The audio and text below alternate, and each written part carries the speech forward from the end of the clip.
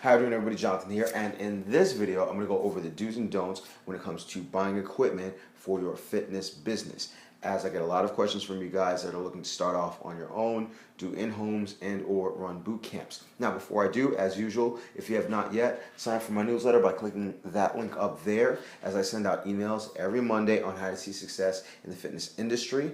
If you just happen to stumble upon this channel, click on the YouTube icon below, as I put out videos every Wednesday on how to see success based on questions that I get the most. And of course, if you've already subscribed to both, first and foremost, thank you. And if you find this video helpful, click on the like button below the video player, as every like that I get helps my channel. So when it comes to going out on your own and running a successful business in any area, including fitness, it's going to be very important that you manage your money well. It leads to a great lifestyle and it ensures the success of the business. So last thing you want to do is waste. And you may make mistakes, but I've already made enough mistakes and I've learned enough shortcuts in my first 5 years that I want to impart to you decisions that you may want to make in the buying process so that you can flourish, see success, and not waste money. All right, so we're going to go over 5 topics in terms of purchasing equipment. I'm going to go over some do's and don'ts, my suggestions, and then we'll go from there. And I'll just give a quick disclaimer. You have to understand that every single piece of equipment that I'm going to go over in this video, I own. So I'm not saying that a piece of equipment is useless. I'm saying what is going to give you the biggest bang for your buck, especially when you're starting off, when you have a finite amount of money. All right, so it's about getting the most bang for your buck, because I know I'm going to get some pushback, but whatever. All right, so the first thing we're going to go over is the hand weight. When personal trainers decide to start their own business or their own boot camp, they usually go out and they say, okay, I got to buy some dumbbells or whatever the case may be. And when I look back on when I first ran my boot camp, as I started to grow, that's exactly what I did. I bought more dumbbells for my clients so that they could, progress the workouts. However, the one thing that you have to understand is that your clients will continue to get stronger. And as they get stronger, you're going to need heavier dumbbells. So you're also going to need your lighter dumbbells for your newer people. And the hardest part for me when it came to running my boot camp in a park was lugging all these weights. So you may not be in an area that's convenient for you to get to your car very quickly. You may not be able to have all your clients help you bring your weights to your car. And moreover, these cost about $1.25 a pound. So the more of these that you have to buy, you're just going to have to keep on buying them.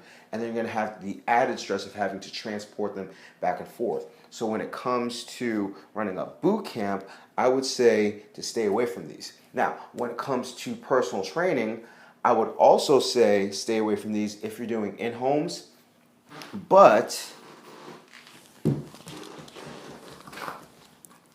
may be better off with these, which are power blocks. Essentially, these can be bought in 25, 50, 75 pound blocks, and then you set a magnet based on how much weight that you want to use.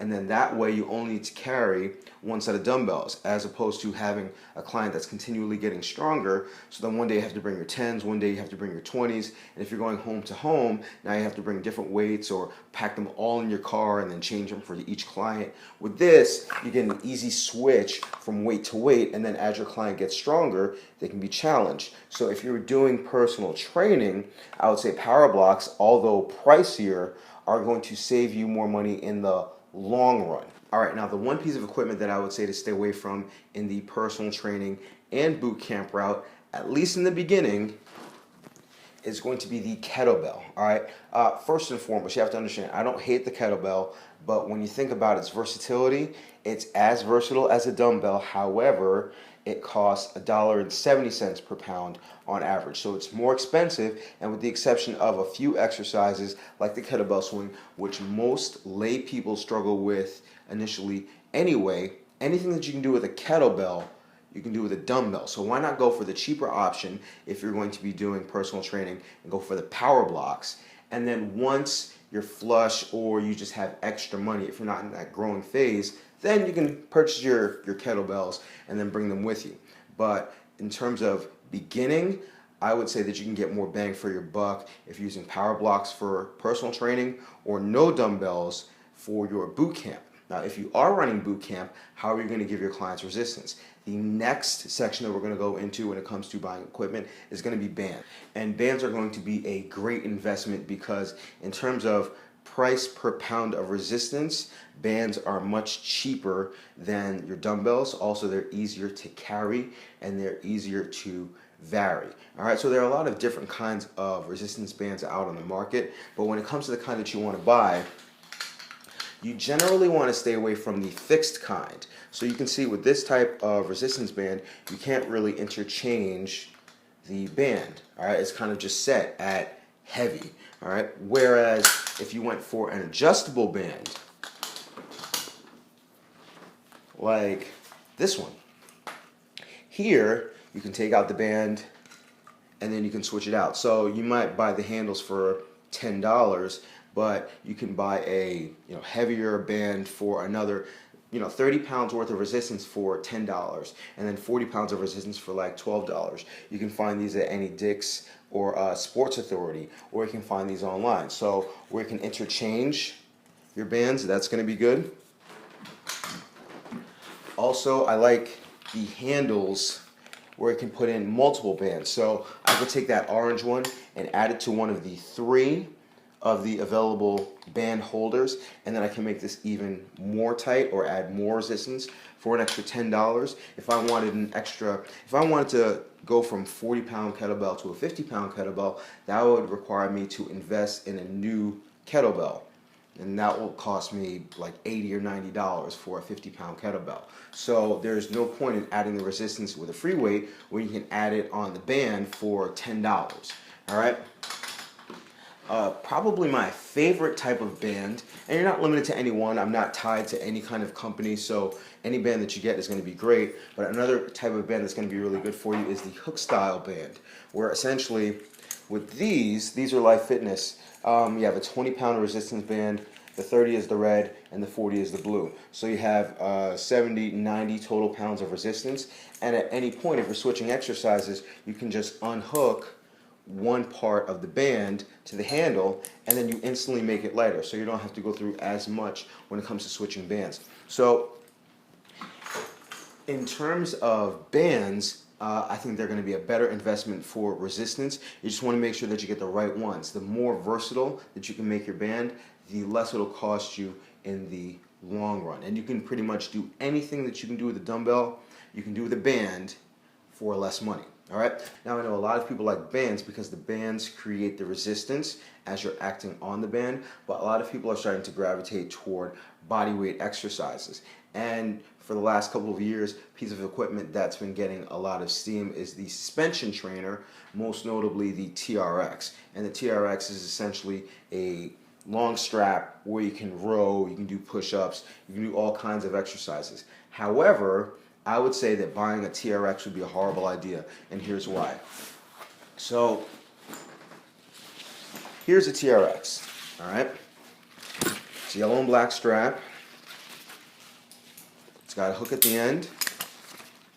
It's got 2 rubber handles, all right? And then a place to put your feet. This retails for $249. This, on the other hand, is an E-tone suspension trainer. It's got a yellow and black strap. It's got a cast iron hook, which isn't quite as big as a TRX. And it's got foam handles, much like the original TRX, and a place to push your foot.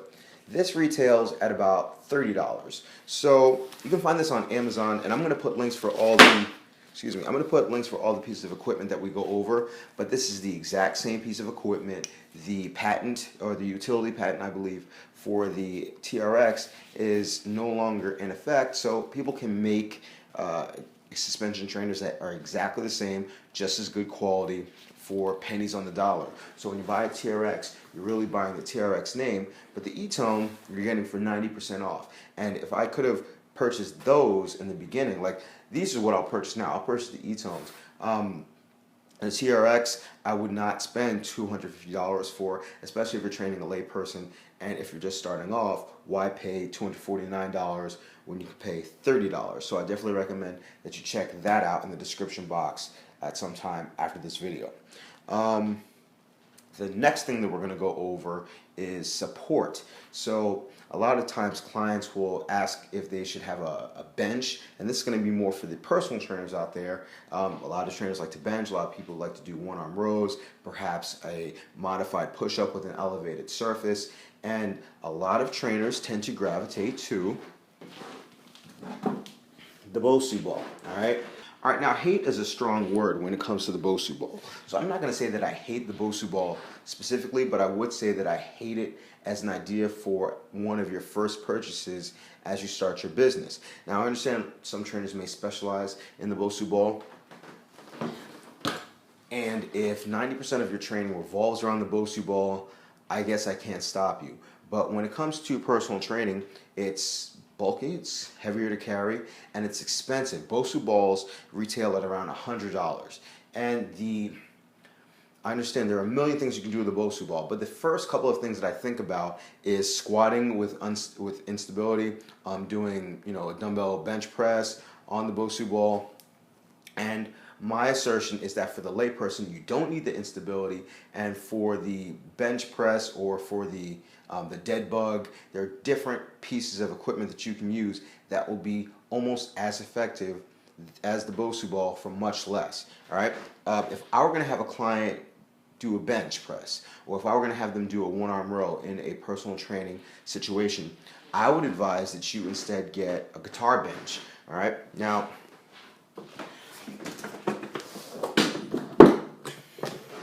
this is a guitar bench that I got from Guitar Center, all right? It cost about $34, and although it's not going to cover your client's entire back, it'll give enough of a surface area for your client to do a modified push-up, for your client to do a step-up, for your client to do a modified burpee where their hands don't touch the floor. It'll get everything that a layperson needs to get done without you having to spend so much money, which is why I would definitely recommend that you opt for a guitar bench, because again, it's cheaper in the beginning, it's more stable, and I'm more of the thought that you want to keep your clients stable, especially if they're doing something, like a dumbbell bench press where their hands, the coordination is compromised anyway. So I wouldn't even put them on a Bosu ball. But definitely I would say to check out like a Guitar Center or Sam Ash or any kind of music store and get one of their benches for like less than $40, as opposed to getting a bench from Sports Authority for $90 or a Bosu ball for $110. Moreover, these guitar benches, they fold, so you can carry them a lot easier. All right. Last but not least, we're going to go over some honorable mention, especially when it comes to cardio pieces of equipment, things that are cheap, that are very versatile, that can add a lot of spice to your workout. Definitely, I'm a big fan of ladders. There are tons of agility drills that you can do on your ladders. The main thing that I would say is if you're going to buy them, don't buy flimsy ones. I made that mistake. I went to like eBay and I bought some really flimsy ladders, and clients will trip over them. They'll lose their place very easily. I like the Skills brand. How's it spelled? SKLZ. These, I believe, are specifically sold at Sports Authority, but they're much more dense and they tend to be a little bit longer. So while you may pay a little bit more, I think it's $30 per 15-foot ladder. These are a great investment. You would also want to invest in cones. Agility cones, you can make up a lot of different drills where you just set up 4 cones, you have your clients run around. You can have a 5-cone drill where you have 4 cones on the outside, 1 in the middle. Client runs from the first to the middle, to the second to the middle, to the third to the middle, to the fourth to the middle, back to the first. And last but not least, good old-fashioned jump rope. You can go to Walmart and get one for $4. And if your client isn't really great at running, they say that you can burn twice the amount of calories jumping rope than you can running. So those are other cheap pieces of equipment that you can add to your routine that won't cost you a lot of money, and they work great with boot camps. All right, so I just wanted to open your mind to how you can save money when it comes to buying equipment. I hope we found a lot of it helpful, and if you have any questions, let me know. So, I gave you a lot of information. Obviously, if you have any feedback or if you want to make a case for the kettlebell, That's what the comment section is for. Remember, if you have any questions or comments, comment below. I hope you liked this video. If you did, make sure you hit the like button. If you haven't subscribed yet to this channel, subscribe to this channel. And if you want more in-depth information on how you can use these tools to create a great bootcamp workout, I have my entire workout syllabus in that course. So after this video is over, click on that image because it will give you more information on the course. So I'll be back next week. I have a ton more information I got to give you on marketing, getting started. So stay tuned because I'm going to have a new video all the time. As long as you remember to eat healthy, hydrate, drive safe, stress levels low, get rest, don't slap anybody, love your clients, they'll love you back. I'll see y'all tomorrow or the next day, and you have a good one.